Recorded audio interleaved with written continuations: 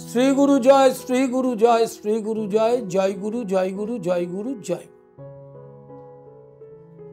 সামনেই মহালয়া, পিতৃপক্ষের অবসান, দেবীপক্ষের সূচনা।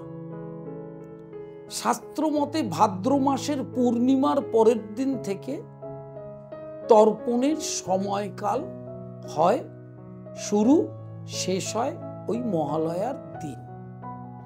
দীর্ঘদিন ধরে যারা প্রকৃত শাস্ত্রের মত মেনে চলতে পারেন তারা ওই 15 দিন ধরেই তর্পণ করেন এবং ওই দিন শেষ হয়।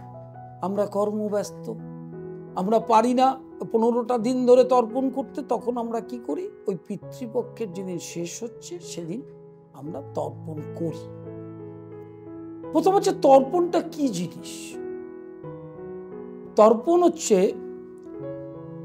জল দান দ্বারা, জলের দ্বারা পিতার মাতার পিতৃপুরুষের তৃপ্ত দান, তৃপ্তি দান, সেটাই তর্পণ। কিন্তু দেখবেন সংস্কারের ক্ষেত্রে অনেকে বলে মহিলারা তর্পণ করতে পারেন না। কিরকম হাসির ব্যাপার, বাবা মায়ের এক সন্তান, এক সন্তানটি কিন্তু নারী। পিতামাতা যখন জীবিত ছিলেন গৃহে একটু ফ্রিজের জল দিত, ফ্রিজ থেকে নিয়ে মেয়ে জল দিলেন, সেই জল পান করলেন পিতামাতা। কিন্তু তর্পণ করতে পারবে না মেয়ে, মানে যেহেতু পিতামাতা স্থূল দেহ ত্যাগ করেছেন, সেই নশ্বর দেহ ত্যাগ করলেও তার আত্মার অত তাড়াতাড়ি অত সহজে মুক্তি হয় না। তখন তিনি সূক্ষ্ম দেহে জলের জন্য সন্তানের কাছে আসেন। মূল উদ্দেশ্য যে পিতামাতার মিলনের ফল যে সন্তান, তার উদ্দেশ্যই হচ্ছে মৃত্যু হলে শ্রাদ্ধ এবং তর্পণ করা, তাতে সেই পিতামাতা ব্রহ্মরূপে তৃপ্ত সাধন করে সন্তানকে আশীর্বাদ করে।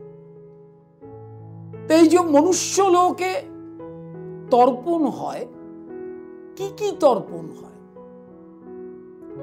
দেব তর্পণ, ঋষি তর্পণ, মনুষ্য তর্পণ, যম তর্পণ। যম তর্পণ কেন? আপনার অন্তিমকালে যিনি নিতে আসবেন তাকেও আপনার তর্পণ করে তৃপ্ত সাধন করতে। রাম তর্পণ, লক্ষ্য তর্পণ, ভীষ্ম তর্পণ। পিতা মাতার তর্পণ, পিতার এবং মাতার। এই তর্পণগুলো করবার উদ্দেশ্য কেন? উদ্দেশ্য হচ্ছে সন্তান এবং বংশ, বংশ পরস্পর।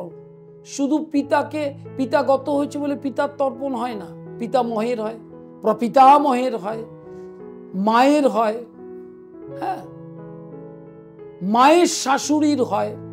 এছাড়া সেই রাম তর্পণের শব্দটি মনে পড়ে, আ ব্রহ্ম ভুবন লক্ষ্যা, আ ব্রহ্ম জগত স্থিপ্যত্তম, সমস্ত জগতের তর্পণ আমাদেরকে করতে হয়। কারণ বেদান্ত বলে ব্রহ্ম সত্য জগৎ মিথ্যা, অগ্নি দগ্ধাশ্চ যে জীবা যেহ্য দগ্ধ কুলে মম। আগুনে পুড়েছে বিভিন্ন অপমৃত্যু, তার আত্মার যাতে সদ্গতি হয়, তাদেরও এই জলের যে আকাঙ্ক্ষা, জল পাবে কোথা থেকে, তাদেরকেও প্রত্যেকের উচিত এই পিতৃপক্ষের সময় তর্পণ করা। তর্পণের বিশেষ নিয়ম হচ্ছে, পিতা যদি গত হন তাহলে সেই বছর প্রেত তর্পণ হবে, অন্য তর্পণ হবে না। আর 1 বছর হয়ে গেলে, পিতা যদি গত হওয়ার 1 বছর হয়ে যায়, তখন পিতৃতর্পণ হবে, মায়ের তর্পণ স্থূলদেহ থাকাকালীন হবে না। পিতা মাতা গত হলে তার 1 বছর যখন হয়ে যাবে সপিণ্ডকরণ, তখন পিতা মাতা দুজনেরই তর্পণ আপনাকে করতে হবে।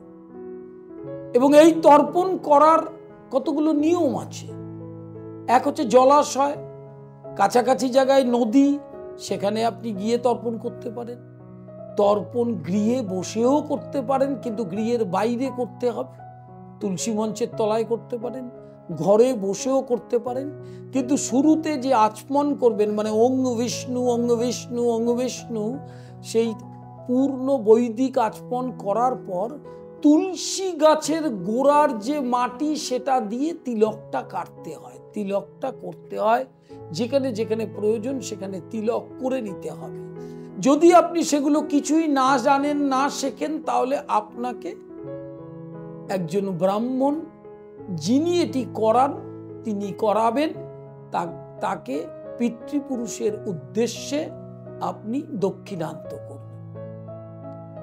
তর্পণ ভেজা গায়ে যদি করা যায় তার ফল বেশি হয়, কিন্তু পরিস্থিতি অনুযায়ী অনেকের সেটা সম্ভব হয় না, অসুস্থ, জ্বর গায়ে, অর্থাৎ যেদিন তর্পণটা করবেন তখন তিনি ঘরে গৃহের বাইরে কোথাও একটা বসে আপনি নিজেই তর্পণ করতে পারবেন যদি আপনি শিখে নেন। যদি না পারেন তাহলে একজন পৌরোহিত্য করবার জন্য তাকে ডেকে নেবেন, এবং তর্পণের সময় তামার টাট রাখবেন, তিল, জব, তুলসী, এই তিনটি জিনিস ব্যবহার করবেন।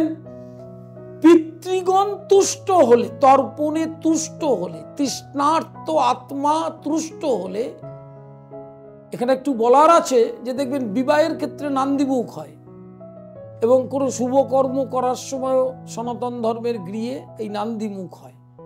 এটা কেন হয়? যে শুভ কাজটি পিতৃকুল তাদেরকে জানাতে হয়, জানালে তারা আশীর্বাদ করবেন, এবং তার জন্য আপনারা দেখবেন তর্পণ যদি সঠিক হয় সারাটা বছর স্বাস্থ্য সুস্থ থাকবে, সম্পদের অভাব হবে না, তাদের পিতামাতার আশীর্বাদ, পিতামাতাই পরম গুরু, পিতা ধর্ম, মনে পড়ে প্রিয়ন্তে সর্বদেবতা বলেছে, পিতাকে সর্বদেবতা বলেছে, অর্থাৎ তাদের আশীর্বাদ ব্যতীত আপনি সংসারে শান্তি এক মুহূর্ত পাবেন না। আরেকটি বিষয়, তর্পণ করার আগে আপনি একটু জল, বিস্কুট, চা এটুকু খেয়ে নিতে পারবেন, কোনো অন্ন গ্রহণ করে তর্পণ করবেন না।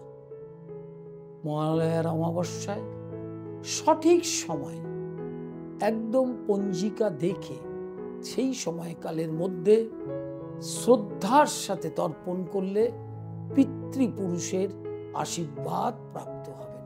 শ্রী গুরু জয়, শ্রী গুরু জয়, শ্রী গুরু জয়।